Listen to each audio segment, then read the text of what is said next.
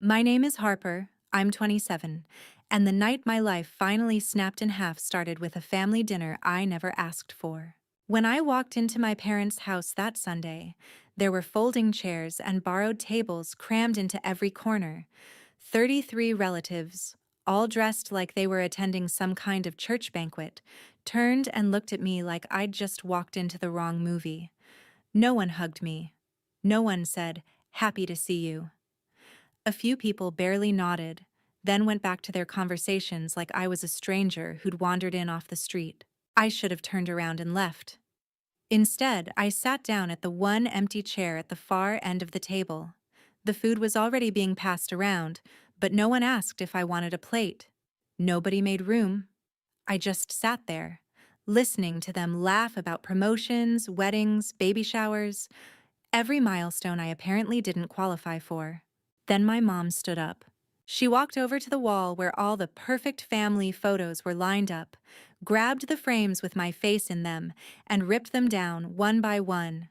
Glass clinked, and everyone went silent. She tossed my pictures into the trash can they'd conveniently placed right beside the table and said, loud enough for the whole room to hear, that I was a leech who'd sucked this family dry. My dad didn't tell her to stop. He looked straight at me and demanded I pay back every dollar they'd ever spent raising me, that I was nothing but a wasted investment. My sister shoved her chair back, got up, and motioned toward the door like she was escorting a problem customer out of a store. I didn't cry. I didn't argue. I picked up my bag, walked out of the house they'd just erased me from, and called a ride back to my apartment. They thought that was the end of it. They had no idea I'd been quietly tracking what they were doing to my name and my credit for months, and that this dinner was the last push I needed to turn their perfect little show into the kind of legal revenge they'd never see coming. If you want to know how an outsider daughter turned one humiliating dinner into the night her parents finally paid for everything they did in the dark, stay with me until the end. When I got back to my apartment that night, my hands were shaking, but not from what they said, from what they had just confirmed. They did not see me as a daughter anymore. I was a line item, a debt, something they thought they owned the receipt for. I dropped my keys on the counter, kicked my shoes off, and went straight for my laptop on the kitchen table. I did not text anyone. I did not post anything. I opened a blank document and typed one sentence at the top in all caps so I would not forget why I was doing this. This is not about hurt feelings. This is about what they did to my name. While the screen glowed in the dark apartment, I started rewinding everything I knew about my family. My mom is Diane, a senior loan officer at a local credit union just outside Austin, the kind of person who likes to remind you she understands money every time you try to make a decision without her. My dad is Gerald, co-owner of a heating and air company, proud of having built it from nothing, and proud of reminding me how much it cost to raise me. My older sister Mallory is the guidance counselor you see on school brochures, all soft smiles and inspirational quotes. On Facebook, we are the Brooks, the polished Texas family with matching Christmas sweaters and staged pictures at every barbecue, graduation, and church event. Offline, it has always been different. When I told them I was going into UX design instead of accounting or nursing, Diane called it a phase and asked when I was going to get a real job. Gerald would joke in front of everyone that I was the artistic one, which in his voice meant the irresponsible one. Every choice I made that did not match their script became a debt they thought I owed. In college, Diane insisted I open a joint account with her, just to help manage your bills so you don't mess up your credit. Back then, I was 19 and exhausted and signed whatever she put in front of me. She set up online banking on my laptop, saved all the passwords, and told me not to change them because I'm the one fixing things when you forget to pay. Years later, after I moved to Austin and got my own place and my own job, she was still the one who had my social security number memorized, still the one who insisted my mail should go to their house because it is safer. I thought it was just controlling. I did not think it was criminal until the letters started coming. A few months before that dinner, I got a notice from a bank I had never heard of, thanking me for applying for a personal loan. I assumed it was junk mail and threw it away. Then another envelope showed up, this time about a new line of credit. Around the same time, the free credit score app on my phone pinged me with a drop that did not make sense. I was paying my one credit card on time. I was on top of my student loans. Nothing I was actually using explained that dip. I screenshotted it, meant to call someone, and then my week filled up with deadlines and meetings, and I let it slide. That night after the dinner, I did not let it slide. I pulled up annual credit report and requested my reports from every bureau. While the files downloaded, I made myself sit still, breathing slow, letting anger burn off just enough so I would not make sloppy mistakes. When the PDFs opened, it felt like someone had turned on harsh fluorescent lights in a room I had only ever seen by candlelight. There were accounts I had never seen before, opened in cities I had never lived in, all tied to versions of my name and my old address at my parents' house. Small personal loans, a store card, a line of credit that had been maxed out and then rolled into a consolidation loan. The dates lined up perfectly with the years I had been too busy to read every piece of mail they forwarded to me. The mailing address on almost every account was my parents' home. The phone number on several was Diane's. For a second, I just stared at the screen, waiting for some other explanation to appear. It did not. I made a new folder on my desktop and started dragging everything in. Credit reports, screenshots of the alerts on my phone, photos I had taken of old envelopes when I thought they were just weird spam. I took out a notebook and started writing down account numbers by hand, circling everyone that listed my parents' address instead of mine. Then I went to the government website for identity theft and followed the steps, one by one. I filed an official report describing how someone with access to my personal information and my old joint account had opened lines of credit without my consent and had them routed through an address I no longer lived at. I answered every form like I was talking to a jury. After that, I placed fraud alerts with each credit bureau, then initiated a freeze, locking down my file so no one could open anything new in my name without jumping through layers of verification. Only when all of that was done did I open my design software. If there was one thing I knew how to do, it was take a messy story and make it impossible to look away from. I laid out a simple infographic, nothing fancy, just clean icons, bold numbers, and short lines of text about how identity theft can start inside your own family. I did not put any names in it, not mine, not theirs, just patterns, warning signs, and one quiet line at the bottom that said this had happened to me. I saved it under a generic file name that did not scream revenge, exported it, and stared at the finished image. They thought keeping everything in the dark would protect them. I was done leaving anything in the dark. The next morning, my phone looked like it had been in a car crash. The lock screen was just a wall of missed calls and text previews stacked on top of each other. First, it was my dad around 5 a.m., call after call, like he thought he could drag me back into their house by sheer persistence. Then my sister started in. 20 missed calls by 7, a string of messages about how I had embarrassed everyone and how I owed mom and dad an apology. By 10, my mom had joined the chorus, not with rage like the night before, but with paragraphs that started with, "We need to talk calmly about this," and ended with, "Please pick up just once." I stood in the kitchen in an old t-shirt watching the numbers climb. Every buzz made my chest tighten, but I did not open anything. I just took pictures of the notifications one by one and saved them to the same folder where I had put the credit reports. Receipts. Patterns. Proof that they only reached for me when they needed something, or when they realized they had finally pushed too far. I made coffee, sat down at the table, and opened my laptop again. The infographic I had finished last night was still on the screen.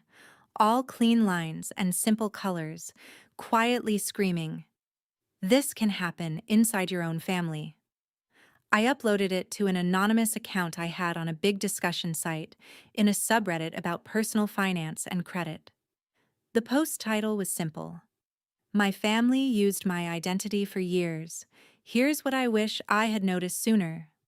I attached the image, typed a short caption about someone close abusing access to my information, and hit post before I could overthink it. Then I did the same thing on LinkedIn, but toned down. Framed it as an educational piece about red flags and the importance of monitoring your credit. I removed anything that could point directly to my parents. I was not interested in public drama. I was interested in pressure. For a while, nothing happened. I answered a few work emails, pushed a prototype update to my team, pretended my life wasn't on fire. Then the notification shifted. People started commenting, asking questions, sharing their own stories of parents and spouses opening accounts behind their backs. It was equal parts comforting and horrifying to realize how common this was. One DM stood out. The username was a generic handle, but the message felt strangely familiar. They thanked me for posting, said the layout made it easy to understand, and then added one line that made my skin prickle. "Some of this sounds exactly like what my sister has been doing to the family." A minute later, another message came in from the same account. "Harper, is this you?" I froze. There are not many people in my life who know I do both UX work and side design projects, and even fewer who would recognize my layout style from a single infographic. I stared at the screen for a long second before typing back, asking who it was. The reply came almost immediately. "It's Janine, my mom's older sister, the accountant, the one who always seemed a little bit on the outside of family pictures, like she had been cropped in at the last minute." She asked if we could talk somewhere that was not in the group chat Mom used to blast holiday invitations. We switched to a private call. I walked out onto my tiny balcony while the morning traffic hummed on the street below. Janine's voice sounded tired in a way that had nothing to do with age. She said she had seen my post on LinkedIn first, then found the same graphic reposted on Reddit, and something in her stomach dropped. She told me how, a couple of years back, my mom had helped her restructure some debt after a rough patch with her freelance clients. She said she had signed a stack of documents because Diane told her it was just consolidating credit cards into one payment. Janine figured it was easier to let the money person handle it. Recently, though, letters had started coming in about a loan Janine swore she had never taken. When she asked Diane, my mom brushed it off as a clerical error and told her to ignore it. As Janine talked, I opened another new file and began typing every detail she gave me: names of banks, approximate dates, the amounts she remembered, the words my mom had used. At one point, Janine stopped and asked, very quietly, "Harper, did she do this to you too?" I told her about my credit reports, about the accounts I had never opened, about my name being tied to their address years after I moved out. I could hear her breathing on the other end of the line, the slow inhale of someone realizing a suspicion they have had for a long time is finally being confirmed. She said she had never trusted the way Diane pushed herself into everyone's finances, but had convinced herself it was just Diane being controlling, not criminal. "I thought I owed her for helping," she admitted. "Now it feels like I paid with interest I never agreed to." We agreed she would scan and email every piece of paperwork she could find, every letter from collectors, every error Diane had told her to ignore. When we hung up, I had a new stack of puzzle pieces and a very clear picture forming in my mind. This was not just about me. This was about a pattern. My phone buzzed again with a call from my dad, then from my mom, then from a cousin. I let it ring out, watching their names flash across the screen. For years they had acted like I was draining them. Now I was starting to see how many people they had quietly drained to keep that image of a successful, generous family alive. I turned my ringer off, opened my files, and started building a timeline that did not care about holidays, bloodlines, or hurt feelings. It only cared about dates, amounts, and signatures. Mallory texted me 2 days later like nothing truly catastrophic had happened. She sent a single line first, asking if I could meet her for coffee near downtown to talk like adults, as if I had been the one ripping pictures off the wall. I almost ignored it, but she followed up with, "It's about Mom and money. Please."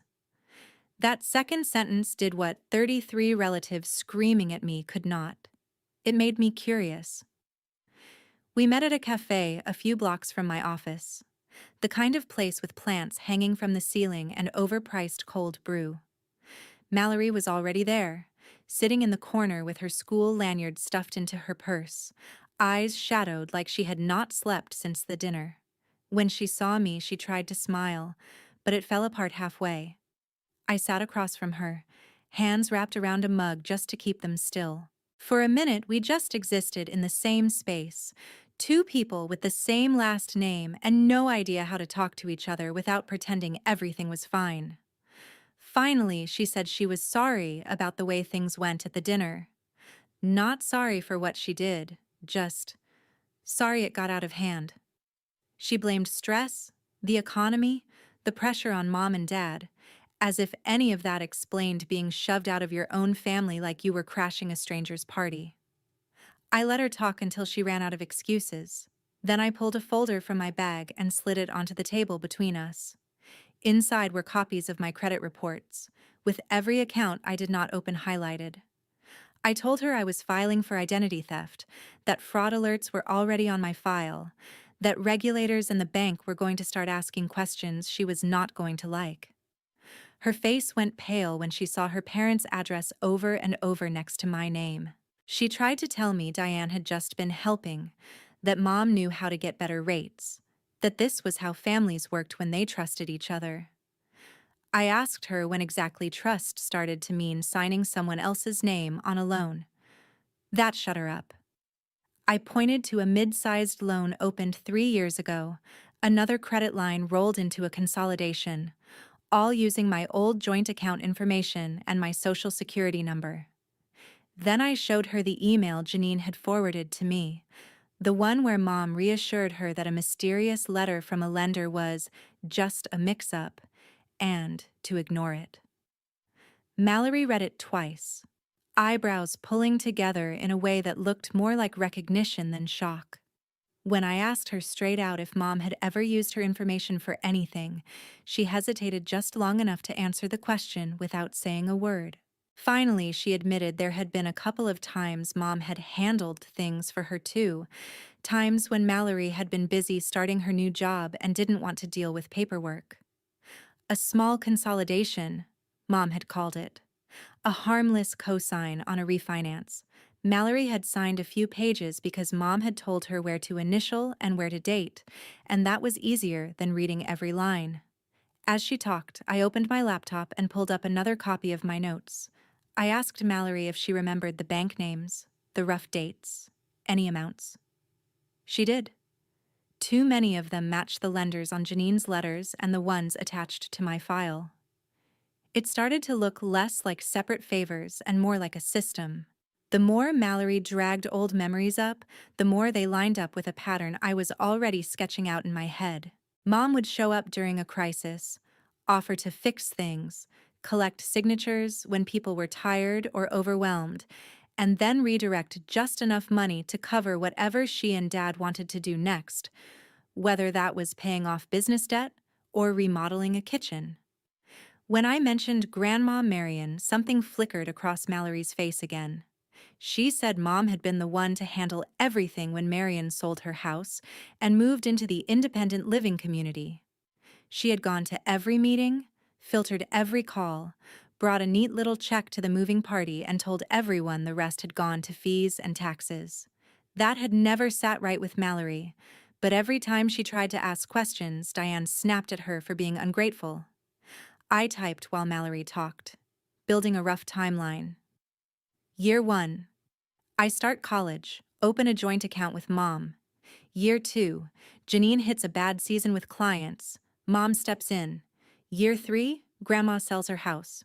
Year 4, Dad's HVAC business suddenly has a new work truck and a remodeled office. On paper, it was all just numbers. In real life, it was favors, guilt, and a long history of Diane reminding everyone how much they owed her. When I told Mallory I had already filed with the FTC, her eyes widened. When I mentioned that Mom's own credit union would be forced to investigate once they saw how many loans connected back to their employees' relatives, she finally stopped trying to spin it. For a few seconds, she just stared at the table, then quietly asked what I planned to do next. I told her I was going to talk to a lawyer, not to sue the family for fun, but to protect myself before their mess completely burned down my financial future. If that meant dragging the whole rotten structure into the light, then that was what it meant. Mallory swallowed hard and said she would send me every email, text, and screenshot she had that involved Mom and money, especially anything tied to Grandma or Janine. She admitted she did not want Mom to go to jail, but she was also tired of living with this sick feeling that something was wrong and she was helping hide it. As we wrapped up, my phone buzzed again with a text from an unknown number containing one blurry photo. My dad standing next to a classic-looking HVAC truck, grinning with a beer in his hand. The caption read, "Funny how fast that upgrade showed up after Grandma sold the house, huh?" It was from my uncle on my dad's side, the one who had always half-joked about Gerald forgetting where the family money came from. I showed the picture to Mallory and watched the last piece of denial slip from her face. On the bus ride home, I sent an email to a consumer rights attorney whose name had come up several times in threads about financial abuse. I attached a summarized version of my timeline, the documents I had so far, and told them, in plain language, that what had started as a humiliating family dinner had turned into a trail of signatures, loans, and missing money that all seemed to lead back to the same two people. My parents thought they had used that night to publicly cut me off. What they actually did was hand me the last clue I needed to follow the money all the way back to them. A week after I met Mallory, my mom showed up at my office like she was dropping by for lunch. I found out because the receptionist slacked me. "Hey, there's a woman here asking for you. Says she's your mother. She looks intense." I walked out to the lobby and there she was, in her best work blazer, hair perfectly sprayed into place, clutching a leather folder like she was about to sell someone a mortgage. She smiled wide when she saw me, the same smile she used on neighbors and church people. "Harper," she said, standing up, like we were two professionals meeting for a friendly check-in. "Can we talk?" I glanced at the receptionist, at the cameras in the corners of the ceiling, and said we could talk right here. No closed doors, no private conference room. My mom didn't like that, but she sat down anyway. She started with an apology, the kind you give when you're more worried about appearances than damage. She said things had gotten heated at the dinner, that everyone was emotional, that she didn't mean every word she said. She kept circling back to how hard things had been for her and my dad, how much pressure they were under, how ungrateful it felt when I walked out in the middle of a family gathering. I let her talk until she showed her real reason for being there. "I saw something online," she said, voice dropping a notch. "Some infographic about families and identity theft.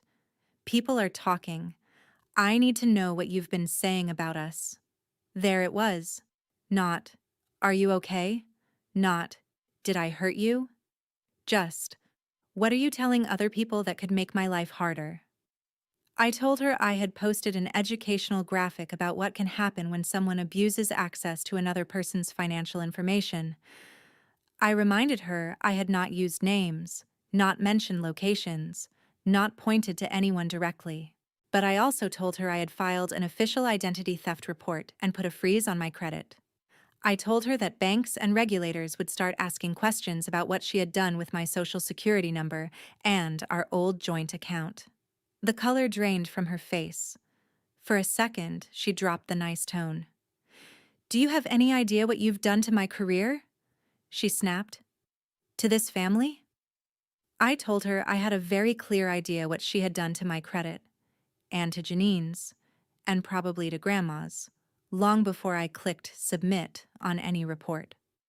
I pulled a printed summary from my bag and slid it across the coffee table, the one I had made for the attorney I was talking to. It wasn't everything, just enough to prove I was not guessing. There were dates, lenders, amounts, and the same home address appearing over and over. My mom stared at it, jaw tight. "You don't understand how this works," she said finally, trying to regain control. "I know people at these places. I know how to structure loans so they look good on paper. I did this to help you build credit, to help Janine, to help Mom. No one was complaining until you decided to make a spectacle out of it." I reminded her that helping someone usually involves telling them what you're signing them up for, not forging their signature, and then telling them to ignore letters from collectors. I mentioned the email Janine had where my mom called a serious notice a clerical error. I mentioned the timeline of money that flowed into her accounts and Dad's business right after major life events in the family. Her eyes flashed. For a moment, I thought she might actually yell at me in the lobby. Instead, she leaned forward and lowered her voice, which honestly was worse. "You are my daughter," she said, like that gave her some legal authority over my existence. "We do not take each other to court. We do not drag family business in front of strangers. You want your credit fixed? I'll fix it. I will make a few calls, move some things around. But you need to stop whatever you've started. Take down whatever you posted. Tell whoever you talked to that it was a misunderstanding." Behind her, my boss, Trevor, had stepped out of a meeting room and was pretending to check his phone. He was close enough to hear every word. I looked my mother in the eye and told her no. I was not deleting anything. I was not calling this a misunderstanding. I was not going to help her keep this buried just because she was afraid of what it would do to her job title. She sat back, eyes cold now, and said, "If this blows up, it will hurt all of us. Do you really want to be responsible for that?" I told her she had that backward. She was the one who had been signing her name on other people's lives for years. I was just finally writing my own. She stood up fast enough to knock the leather folder against the table. "You're making a mistake," she said through her teeth. "When this comes back on you, don't come running to me." She walked out of the building without looking at Trevor, heels clicking on the tile like a metronome. After she left, he walked over and asked if I was okay. I told him a slightly sanitized version, just enough to explain there might be some uncomfortable phone calls coming to the office. Instead of backing away, he offered to loop in our company's legal counsel if my mom tried to show up again, or if anyone started harassing me at work. That small gesture, someone believing me on the first pass, felt like oxygen. Over the next couple of weeks, the ripples started to spread. Janine sent me scans of everything she found: loan documents with suspicious signatures, payoff statements that didn't match what she remembered, emails where my mom told her not to overthink the numbers. My attorney forwarded some of the information, with my permission, to my mom's credit union's compliance department. They were already looking into her because of the identity theft report and how many loans were linked to her relatives. Now they had more than red flags. They had a pattern. A state investigator called me to ask follow-up questions about my complaint. It wasn't dramatic. No flashing badges or movie scenes, just a calm voice walking through dates and accounts, double-checking that I hadn't authorized any of this. Every time I answered no, I could feel something heavy shifting a little bit more in my favor. At night, when the anger kept me awake, I worked on something new. The infographic had done its job, but I wanted a place where people could find concrete steps if they were going through the same thing. I built a simple website from scratch. Nothing fancy, just a clean landing page explaining how financial abuse and identity theft can happen inside families, links to government resources, and a section where I broke down my story into anonymized case study pieces.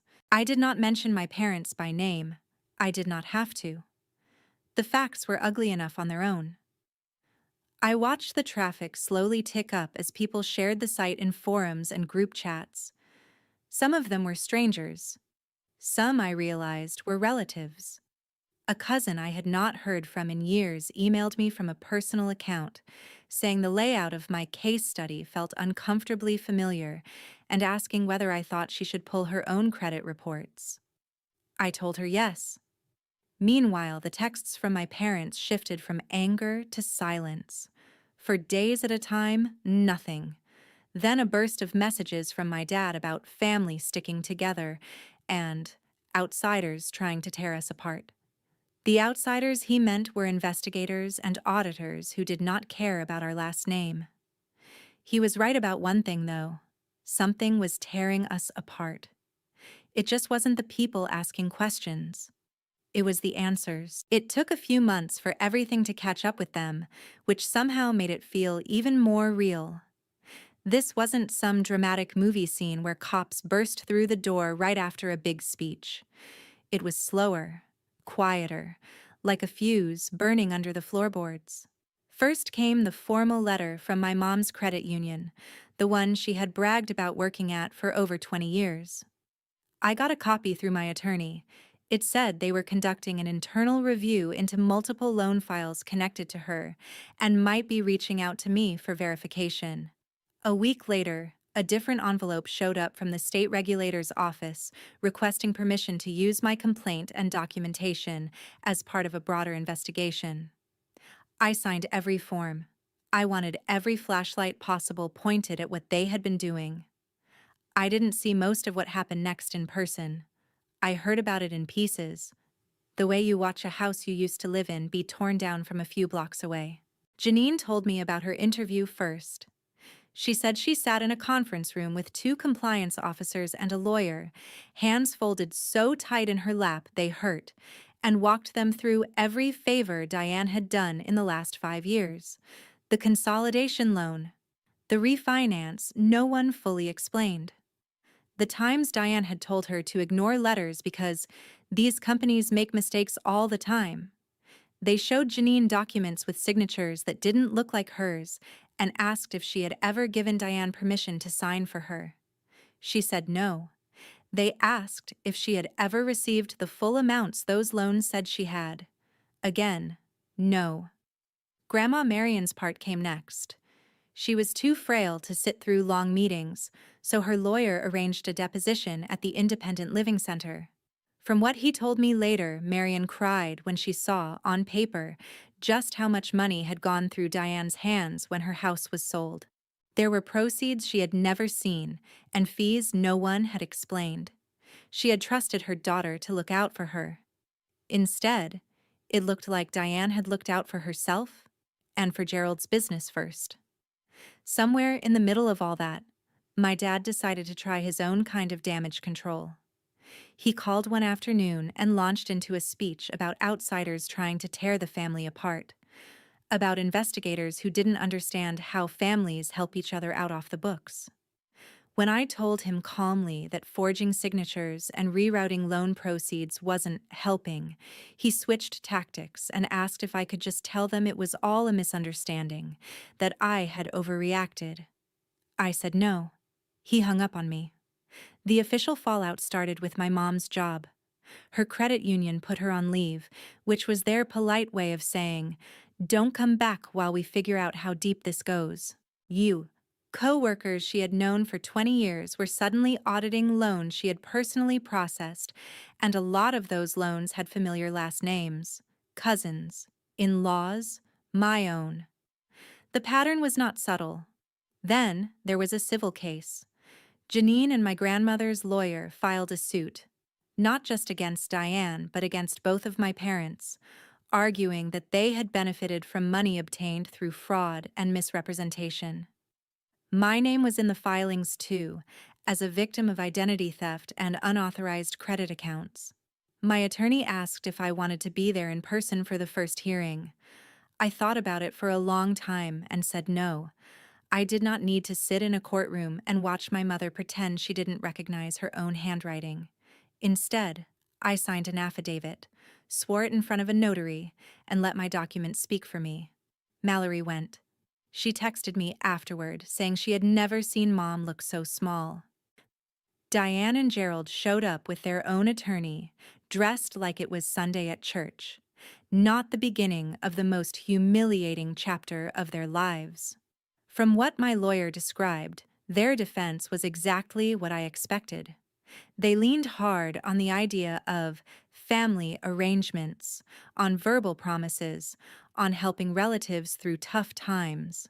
They suggested that misunderstandings and sloppiness, not intent, had led to the mess.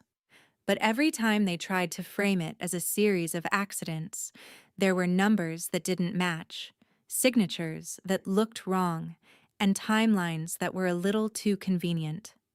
Money flowed in right when their business needed a boost, right when they wanted to upgrade a truck or fix up the house, right after another relative had signed something they didn't fully understand. The investigators in the court didn't care about holiday photos or church attendance, or who brought what to Thanksgiving. They cared about documentation. They cared about the way my mom's login showed up on loan files tied to relatives, the way her notes in the system mentioned strong relationship with borrower, while those same borrowers, like Janine, sat across from them and said, "I did not agree to any of this." Eventually, the credit union made their decision. They fired my mom for violating multiple internal policies and reported her to the state. Her license was suspended while they decided whether she would ever be allowed to work in that field again.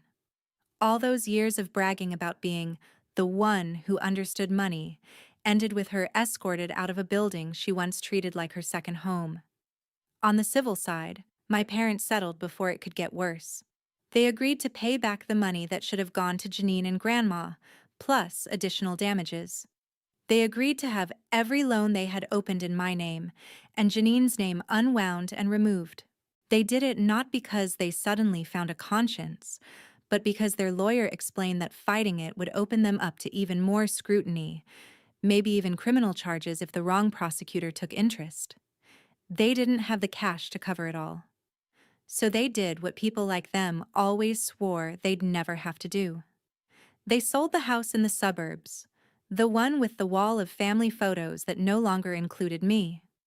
They sold the miracle truck my dad loved posing with.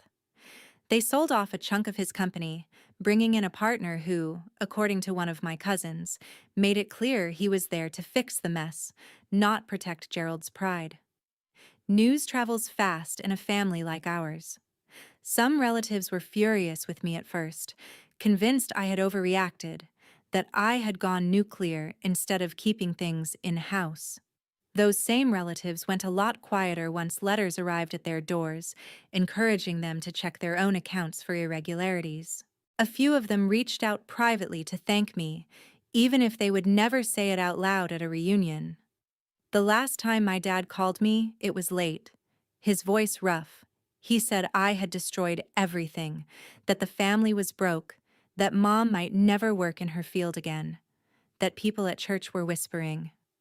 He told me he hoped I was happy, living my little independent life while they suffered. I listened to him rant until he ran out of words. Then I told him the only thing that felt true. I didn't destroy anything. I just stopped covering for what they had been doing for years. The hole they were standing in was one they had dug themselves. I had just finally stepped out of it. He went quiet for a long time after that. When he finally spoke, his voice was smaller. He said he never thought it would go this far. I told him it had gone this far the first time my mom signed someone else's name on a loan. The only difference now was that someone had finally turned on the lights. A few more months passed. And the version of my family that existed on social media and in my childhood memories finally stopped matching the one that existed in real life. Word filtered back to me in pieces.